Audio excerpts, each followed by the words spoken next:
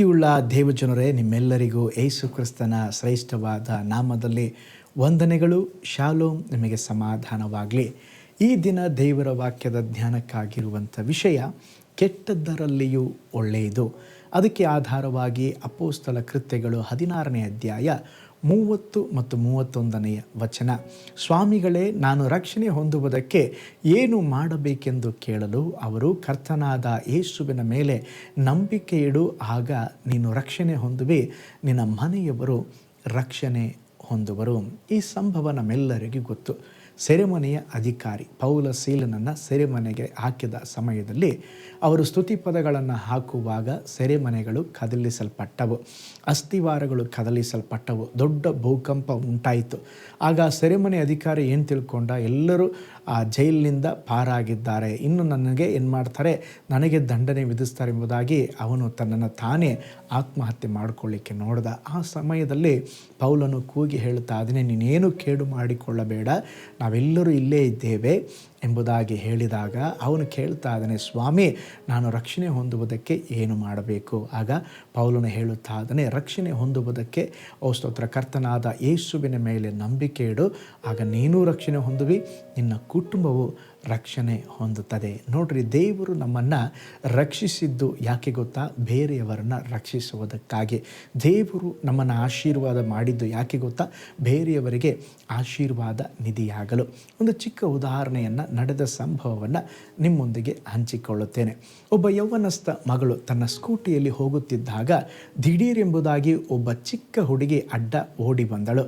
ಆಗ ಅವಳಿಗೆ ಆ ಅಪಘಾತವನ್ನು ತಪ್ಪಿಸುವುದಕ್ಕಾಗಿ ಆ ಸಹೋದರಿ ಆ ಗಾಡಿಯನ್ನು ಇನ್ನೊಂದು ಕಡೆ ತಿರುಗಿಸಿದಾಗ ಅಲ್ಲಿ ಅಪಘಾತವಾಗಿ ಆ ಸಹೋದರಿ ಕೆಳಗೆ ಬಿದ್ದು ಬಿಟ್ಟಳು. ಕಣ್ಣು ತೆರೆದು ನೋಡಿದಾಗ ಅವಳು ಬಲವಾದ ಗಾಯಗಳೊಂದಿಗೆ ಏಟು ಬಿದ್ದು ಆಸ್ಪತ್ರೆಯಲ್ಲಿ ಸೇರಿಸಲ್ಪಟ್ಟಿದ್ದಳು. 2 ವಾರಗಳ ನಂತರ ಆ ಸಹೋದರಿಯನ್ನು ನೋಡುವುದಕ್ಕಾಗಿ ಅವರ ಮನೆಯ ಮುಂದೆ ಒಂದು ದೊಡ್ಡ ಬಹಳ ಬೆಲೆಯುಳ್ಳಂಥ ಒಂದು ಕಾರು ಬಂದು ನಿಂತಿತ್ತು. ಅವರು ಇಳಿದು ಆ ಸಹೋದರಿಯನ್ನು ನೋಡಿ, ನಿಮ್ಮ ವಿಪತ್ತಿಗೆ ನನ್ನ ಮಗಳೇ ಕಾರಣ, ದಯವಿಟ್ಟು ನಮ್ಮನ್ನು ಕ್ಷಮಿಸಿ, ಏನಾದರೂ ನೀವು ನನ್ನ ಮಗಳ ಮೇಲೆ ಗಾಡಿಯನ್ನು ಹಾಯಿಸಿದರೆ ನನ್ನ ಮಗಳು ಬದುಕುಳಿಯುತ್ತಾ ಇರಲಿಲ್ಲ, ನೀವು ಏನಾದರೂ ಸಹಾಯ ಬೇಕಾದರೆ ಕೇಳಿಕೊಳ್ಳ್ರಿ, ನಾವು ನಿಮಗೆ ಸಹಾಯ ಮಾಡುತ್ತೇವೆ ಎಂಬುದಾಗಿ ಹೇಳಿದರು. ಆಗ ಯೌವನಸ್ಥ ಮಗಳು ಹೇಳಿದ್ಲು, ನಮಗೆ ಯಾವ ಸಹಾಯನೂ ಬೇಡ, ಈ ವಿಪತ್ತಿನಲ್ಲಿ ನಾನು ಸತ್ತು ಹೋಗಿದ್ದರೆ ಕೂಡ ನಾನು ಸ್ವರ್ಗಕ್ಕೆ ಹೋಗುತ್ತಾ ಇದ್ದೆ, ಮೋಕ್ಷಕ್ಕೆ ಹೋಗುತ್ತಾ ಇದ್ದೆ ಎಂಬುದಾಗಿ ಧೈರ್ಯವಾಗಿ ಹೇಳಿದಳು. ಆಗ ಆ ಮನುಷ್ಯನು ಸ್ವಲ್ಪ ಯೋಚಿಸಿ ನಂತರ ಹೇಳ್ದ, ನಾನು ಹಣವಂತ, ನನಗೆ ಐಶ್ವರ್ಯ ಇದೆ, ಹಣ ಇದೆ, ಎಲ್ಲವೂ ಇದೆ, ಆದರೆ ಈ ಮರಣವನ್ನು ನೆನೆಸಿದರೆ ನನಗೆ ಬಹಳ ಭಯಪಡ್ತೇನೆ. ನಾನು ಮೋಕ್ಷಕ್ಕೆ ಹೋಗಬೇಕು, ಅದಕ್ಕೆ ಎಷ್ಟು ಹಣ ಖರ್ಚು ಮಾಡಿದ್ರೆ ಮೋಕ್ಷಕ್ಕೆ ಹೋಗಬೇಕು ಎಂಬುದಾಗಿ ಕೇಳಿದ.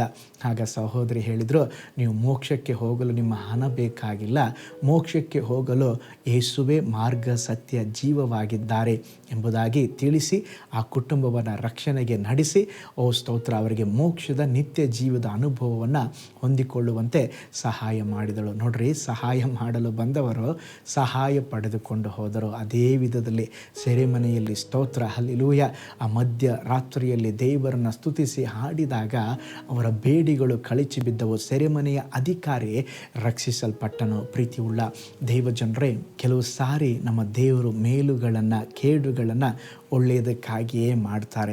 ನಮ್ಮ ಜೀವನದಲ್ಲಿ ಕೂಡ ಅಡ್ಡವಾಗಿರುವ ಸಮಸ್ಯೆಗಳನ್ನು ನೋಡಿ ಸೋತು ಹೋಗಬೇಡ್ರಿ, ಅದರಲ್ಲಿ ಕೂಡ ಒಂದು ಒಳ್ಳೆಯದಿದ್ದೇ ಇರುತ್ತದೆ. ಸ್ತೋತ್ರ. ಆ ಸಹೋದರಿಯ ಹಾಗೆ ಆ ಸಹೋದರಿಗೆ ಅಪಘಾತವಾದದ ನಿಮಿತ್ತ ಆ ಕುಟುಂಬವು ರಕ್ಷಣೆಗೆ ಬರಲಿಕ್ಕೆ ಸಾಧ್ಯವಾಯಿತು. ಪೌಲ ಸೀಲರಿಗೆ ಬಂದ ಕಷ್ಟ ಆ ಸೆರೆಮನೆಯ ಅಧಿಕಾರಿ ರಕ್ಷಿಸಲ್ಪಡುವುದಕ್ಕೆ ಸಾಧ್ಯವಾಯಿತು. ಇವತ್ತಿಗೂ ಕೂಡ ಬೇರೆಯವರಿಂದ ನಿಮಗೆ ಕಷ್ಟ ನಷ್ಟಗಳು ಉಂಟಾಗುತ್ತಾ ಇರಬಹುದು. ದೇವರ ಚಿತ್ತ ಅವರು ರಕ್ಷಣೆಯ ಮಾರ್ಗಕ್ಕೆ ಬರುವುದಾಗಿರಬಹುದು. ಆದುದರಿಂದ ನಾವು ಸ್ತೋತ್ರ, ನಮ್ಮ ಜೀವಿತದಲ್ಲಿ ಸೋತು ಹೋಗದೆ ಕೆಟ್ಟದ್ದರಲ್ಲಿ ಸಹ ಒಂದು ಒಳ್ಳೆಯದನ್ನು ಕಾಣೋಣ. ಕಣ್ಗಳನ್ನು ಮುಚ್ಚೋಣ, ಪ್ರಾರ್ಥಿಸೋಣ. ಪರಲೋಕದಲ್ಲಿ ವಾಸ ಮಾಡುವ ನಮ್ಮ ತಂದೆಯಾದ ದೇವರೇ, ಕೆಟ್ಟದ್ದರಲ್ಲಿ ಕೂಡ ಒಳ್ಳೆಯದನ್ನು ಮಾಡುವ ದೇವರು, ಅಪ್ಪ, ನಮ್ಮನ್ನು ಈ ಲೋಕದಲ್ಲಿ ಇಟ್ಟಿದ್ದೀರಾ, ಲೋಕಕ್ಕೆ ಬೆಳಕಾಗಿ ಉಪ್ಪಾಗಿ, ಕಾರಣ ನಾವು ಅನೇಕ ಜನರನ್ನು ರಕ್ಷಣೆಗೆ ನಡೆಸಬೇಕೆಂಬುದಾಗಿ ನಮ್ಮ ಜೀವಿತವನ್ನು ಒಪ್ಪಿಸಿಕೊಡುತ್ತೇವೆ. ಅನೇಕರನ್ನು ಕ್ರಿಸ್ತನ ಬೆಳಕಿನ ಕಡೆಗೆ ತರಲಿಕ್ಕೆ ನಮಗೆ ಸಹಾಯ ಮಾಡಿರಿ. ನಿಮ್ಮ ಬಗ್ಗೆ ಅನೇಕರಿಗೆ ಹೇಳೋದಕ್ಕೆ ನಮಗೆ ಸಹಾಯ ಮಾಡಿರಿ. ಈ ದೈನಂದಿನ ಧ್ಯಾನವನ್ನು, ವಿಡಿಯೋವನ್ನು ವೀಕ್ಷಿಸ್ತಾ ಇರುವ ಎಲ್ಲ ದೇವ ಮಕ್ಕಳನ್ನು ಧಾರಾಳವಾಗಿ ಆಶೀರ್ವಾದ ಮಾಡಿರಿ, ಕೃಪೆಯಿಂದ ತುಂಬಿಸಿರಿ. ಈ ದಿನವೆಲ್ಲ ಜಯವನ್ನು, ಯಶಸ್ಸನ್ನು ಕೊಟ್ಟು ನಡೆಸಿರಿ. ಯೇಸುವಿನ ಹೆಸರಿನಲ್ಲಿ ತಂದೆಯೇ, ಆಮೇನ್. Price lord. ಕರ್ತನು ನಿಮ್ಮನ್ನು, ನಿಮ್ಮ ಕುಟುಂಬಗಳನ್ನು ಧಾರಾಳವಾಗಿ ಆಶೀರ್ವಾದ ಮಾಡಲಿ. ನಾಳೆ ಮತ್ತೊಂದು ದೈನಂದಿನ ಧ್ಯಾನದಲ್ಲಿ ನಾನು ನಿಮ್ಮನ್ನು ಸಂಧಿಸ್ತೇನೆ. ನಾನು ನಿಮ್ಮ ಪ್ರೀತಿಯ ಸೇವಕ pastor Paul Joy. God bless you all.